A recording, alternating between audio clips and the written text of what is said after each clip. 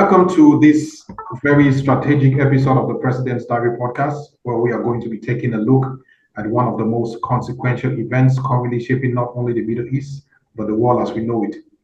Today's episode is titled The Geopolitics of the Iran War, and it's a timely and deeply consequential discussion on a conflict whose implications now stretch far beyond the Middle East, touching energy security, global markets, strategic alliances, military doctrines, and the evolving architecture of the international order.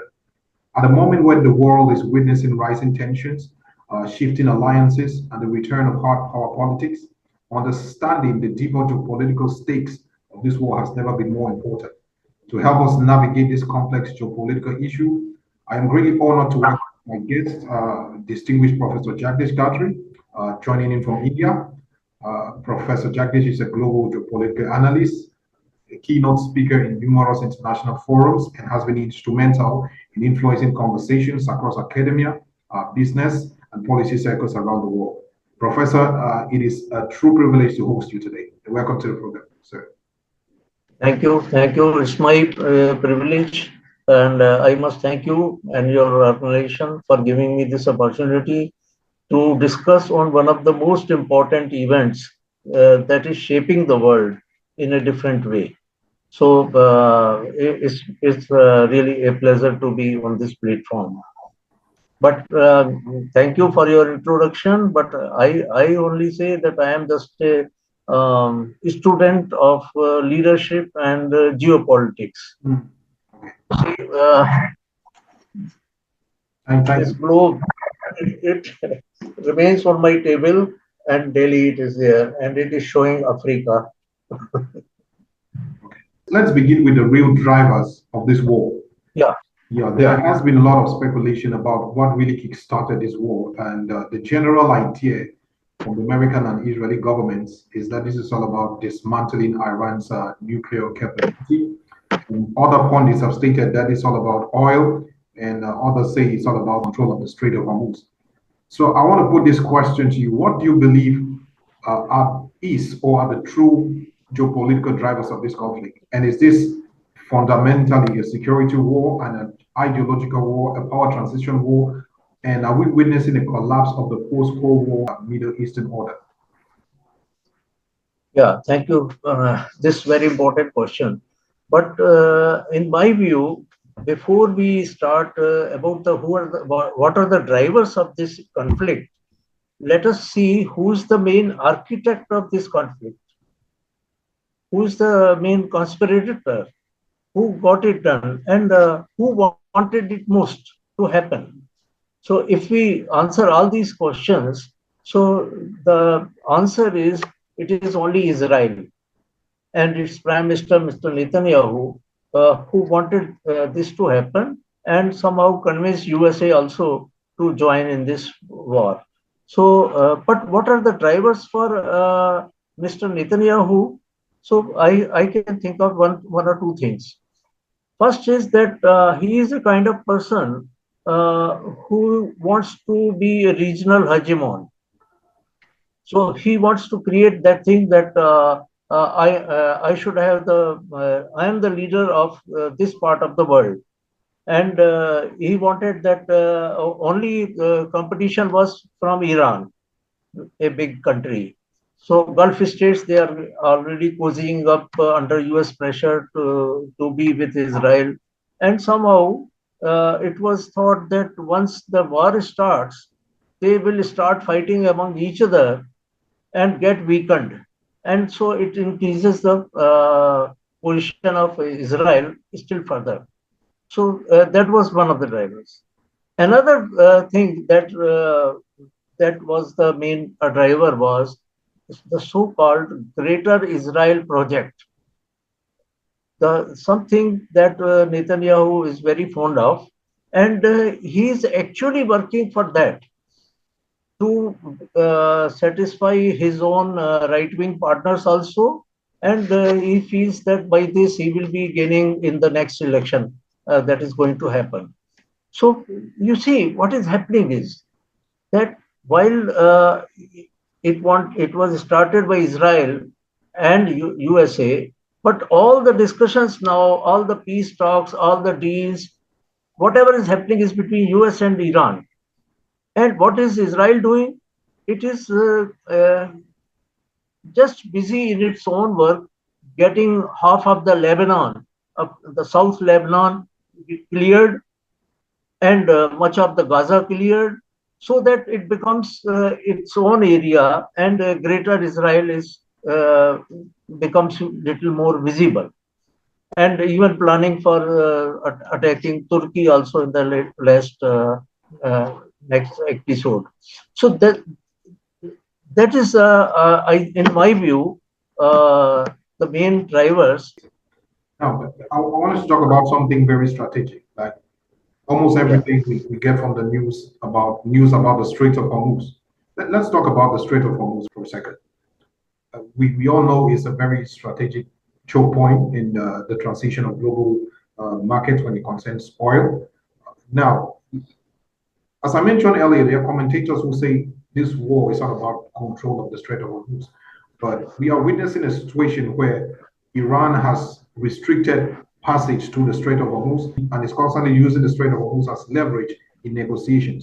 And the U.S. response so far has been a blockade on the Strait of Hormuz. My question is, how strategically important is the Strait of Hormuz to global power and to this conflict? And could energy become the most powerful weapon of this conflict? And what happens to the global economy if shipping through the Strait of Hormuz is disrupted for a long term?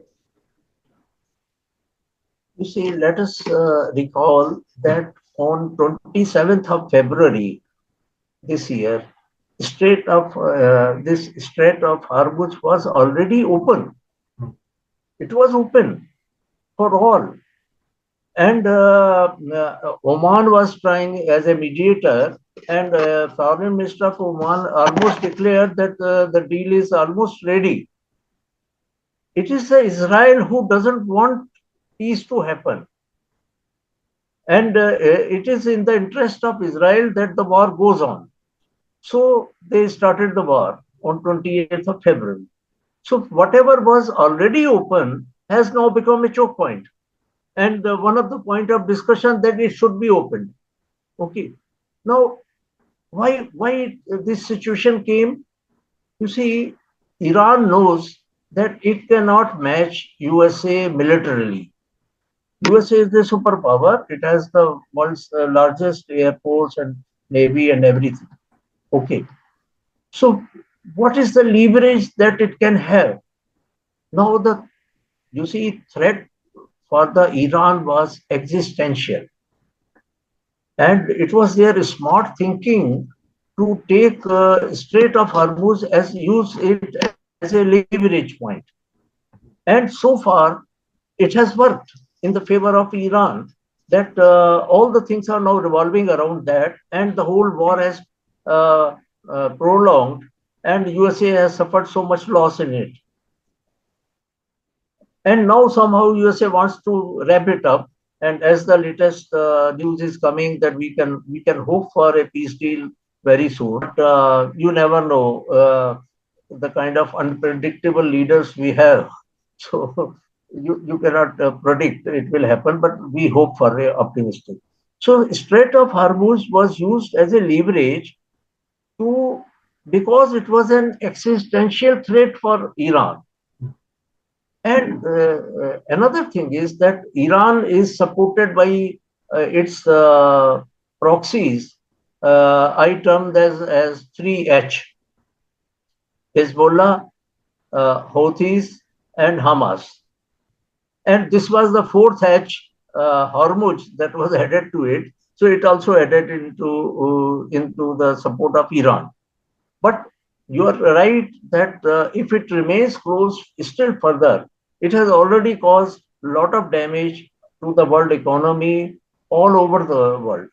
And the world cannot afford it to be closed still further. So let's hope that things do materialize in favor of peace and opening of the Strait of Hormuz. And also, the fact is that while it was a problem for the world when the Iran declared that the Strait of Hormuz is closed.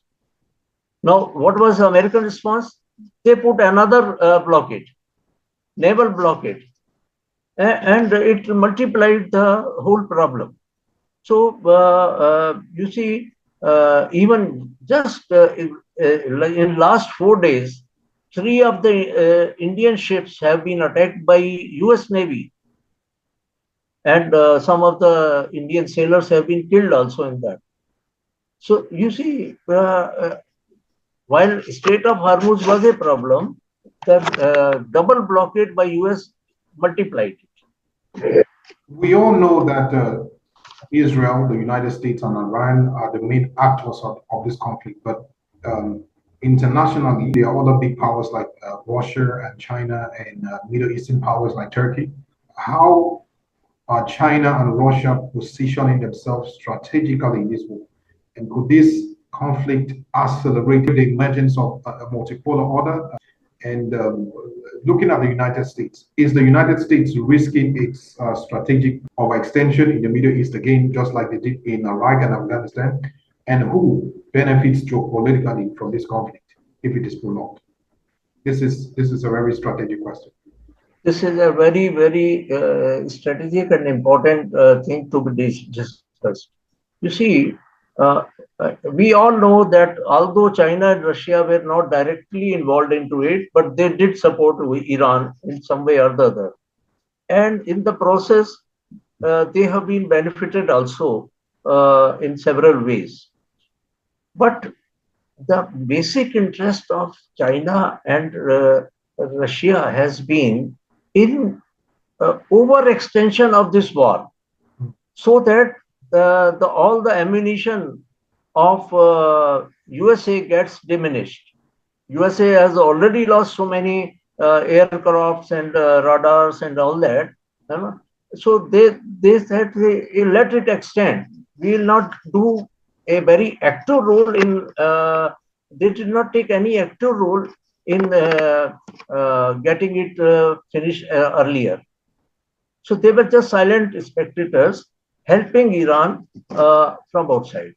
Now you see, if you see the geopolitical scenario today, uh, almost all big powers, they have visited China in last 3 or 4 months. Even European powers also. You see, everybody is now uh, foreseeing that China is the coming superpower. And in Chinese language, the word for China is called Zhongguo. Zhongguo. Zhonguo, something like that. Zhongguo. It means the central state, center of the kingdom of the whole world. So that is the Chinese philosophy. They want that the whole world should one day revolve around China. Economically, supply chain wise, politically, militarily, everything. So, and if you remember, during the first discussion that Chinese President Xi Jinping had with Donald Trump sir, during his visit, in the first discussion speech itself, he said that you are a declining power. USA is a declining power. And he warned that USA should not fall into Thucydides trap. This was a very, very intelligent way of communicating to US that your days are almost now over. This Thucydides was a Greek philosopher, and he had very good speeches on political science.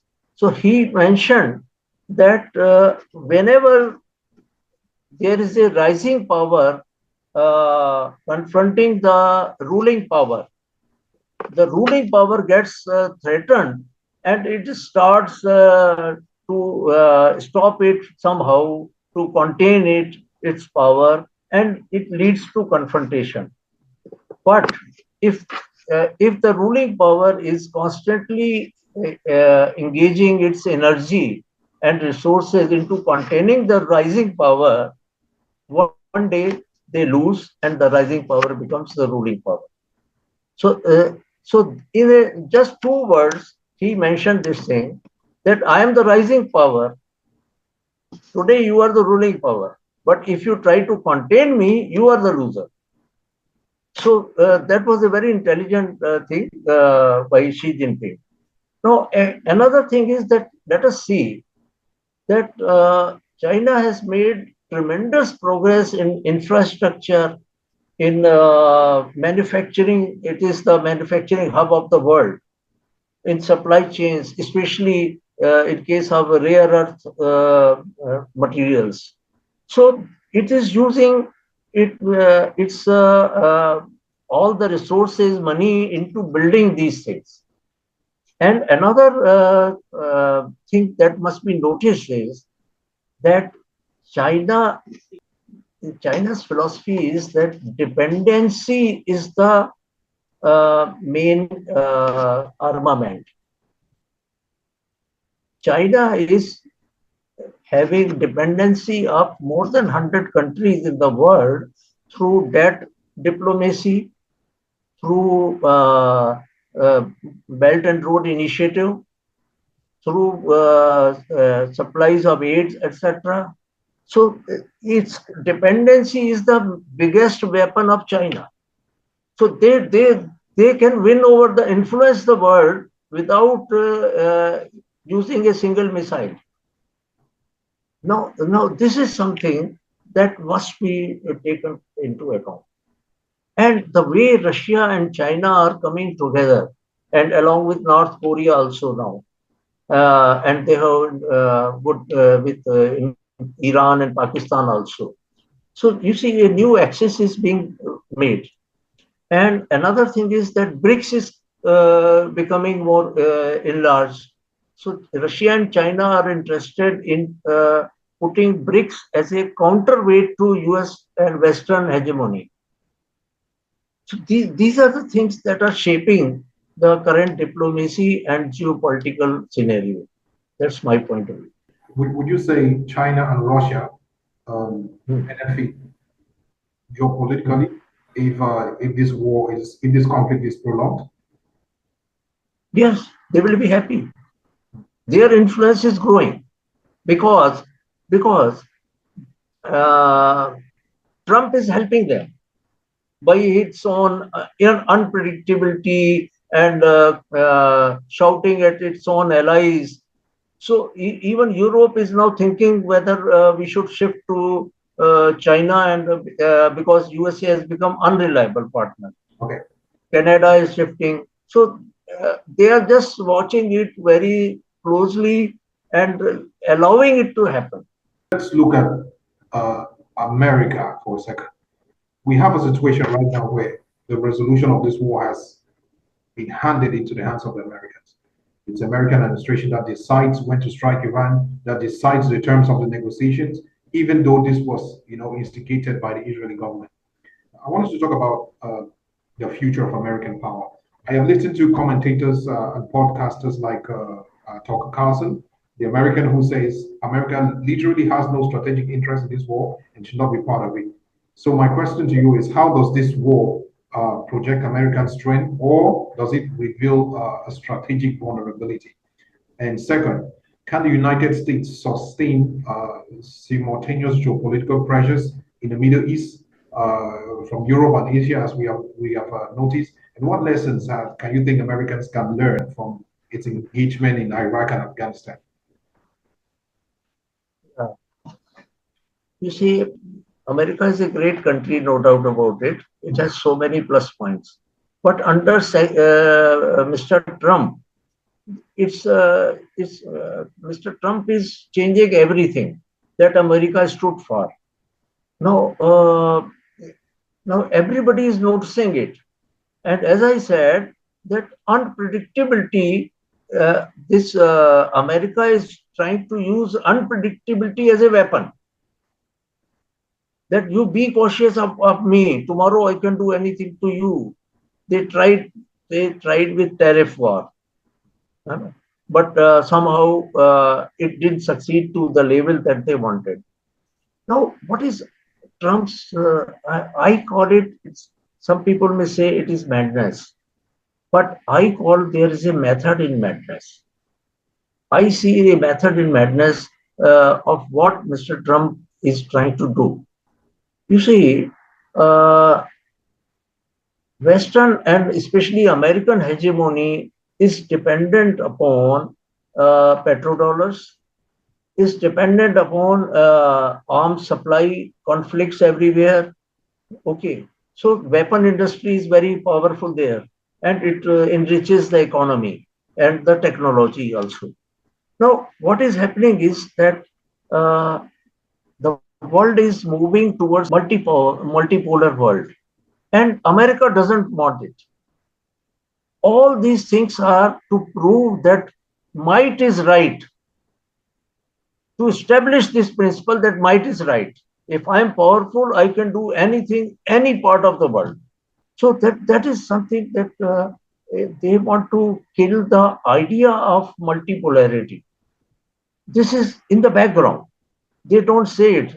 Even Trump may say it also, because he has said so many times against BRICS or against EU going to China, etc. So he has said it also, but this is the basic aim that America has to preserve its hegemony in the world. And that is what is under stress due to this particular war. Now everybody has seen, you see, Gulf states, they are the allies. They are having American bases in their countries. Did American bases save them from even one of the missiles? None of them. Rather, their resources was used to save the American bases. So they are realizing now that American assets, American bases that we put for our security, they are not assets but liabilities now. They were attacked by Iran only because US bases were there and they were allies with US. So even now, Saudi Arabia and Qatar, they have openly said that they are willing to open up channels with Iran and establish relationships. Even UAE, yesterday there was a news that they are going to unfreeze $10 billion of frozen funds of Iran to just establish business relationship with Iran. So these allies, they are again now thinking again. EU, it got into a free trade agreement with India. You see, and you know, everybody is trying to find alternative options so that their dependency upon America, it gets reduced. And also there are attempts to have all the business into local currencies. This term is used as de-dollarization. Now, this is the biggest threat to American hegemony. And that is what Trump wants that to halt it. So this is something that is going on in the. But yes, as you said, American influence over the world has got uh, in a big way reduced because of actions in this war. Let's talk about regional security and the emergence of the new Middle East. You know, you actually mentioned, excuse me, you actually mentioned the desire for Israel to establish itself as a regional hegemony in the Middle East, and something called the Greater Israel Project. That's something a lot of people don't know about, but it's a reality. Let's talk about the emergence of this new Middle East. How has this war, transformed Israel's strategic environment? Yet the other day I was watching Prime Minister Netanyahu in an interview, and he said, globally, Israel has a negative PR in the eyes of so many people because of this war. And even President Trump stated that when he called him once. So, how has this war transformed Israel's strategic environment? And could this conflict permanently reshape geopolitics in the Middle East? See, although it has not been very open, but Israel has suffered a lot of damage in this war. Its infrastructure, its cities, they are being bombed, and a lot of damage is there, but they have this censorship. So we do not know what is actually happening. Now things are emerging that people, yesterday I saw a thing that 61% of Israelis do not want Netanyahu to be next president. They do not want him to contest also. So things are changing in Israel also against Netanyahu, because enough of war. I mean, everybody is now tired of these conflicts. And Israel under Netanyahu has been in the habit of having wars somewhere or the other. They will have with Syria also, they will have with Palestine also. You see what they have done, genocidal things in Gaza, that has awakened the conscience of the whole world. That no, this is something not acceptable. So how long can you just shield your misdeeds with US influence? So Israel is going to suffer a lot politically also, and infrastructurally also. But you see, there is a saying that a crisis is an opportunity that we cannot afford to miss. Crisis is an opportunity that should not be missed. We should use this as an opportunity to rethink, to redesign, to reimagine things, to recycle everything, and to redesign our own future, our own alliances. So that is something that is going to happen. Now, in this, I would like to mention one thing. I have coined a sort of thing that AI is a age of AI, artificial intelligence. But I am not using AI as artificial intelligence. I am giving it AI1 and AI2. AI1 was alliances formed on the basis of ideologies. Alliances of ideologies. So AI1. Now it has changed to AI2, that is alignments of interests. So alliances are no more there. Now it is alignments, and ideologies have taken a backseat. Now it is the interest of the individual nations that is there. So all the nations are now following this practice. Their multi-alignment strategy is there. And everybody wants, even though they may be friendly with every one or the other pole, but they would like to say that no, we should not. We should have strategic autonomy. So that is the way things are changing now. So, and that is what will happen in this Western region also. You will see a lot of realignments and new alignments, etc., going on, and things will change. So, let us see that the crisis comes out to be an opportunity for good thing also. I want us to look at the end game scenario of this conflict. What do you think are the most likely end game scenarios of this conflict? And what kind of war emerges after this conflict? And what does this war teach us about the future of the international order? You see, the end game has to be that America has to compromise with Iran by allowing its by removing its sanctions and unfreezing at least part of its frozen funds. That will be the first thing to do, and that will be the thing to build trust. And the nuclear thing that he wants, that nuclear bomb should not be made, and that material, enriched material, should be handed over to USA. I don't think that's going to happen, but that will be in the second part of it. It may be given a 30 days period to decide on that, And it may happen that either, even if Iran agrees for it, it may go to some other friendly country, Russia, China, or under IAEA. So this is the likely scenario that I am foreseeing, combined with opening of Strait of Hormuz and removal of American naval blockade also. So that will be the initial thing: removal of the blockades and opening of the Strait of Hormuz, allowing some unfreezing of funds and removing sanctions. These things will be the form the platform for further discussions.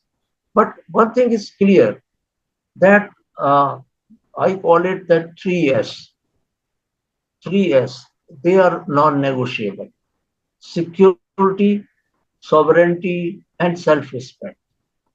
Security, sovereignty, and self-respect. These three things are non-negotiable for any country, whether big or small, poor or rich. And that should be there.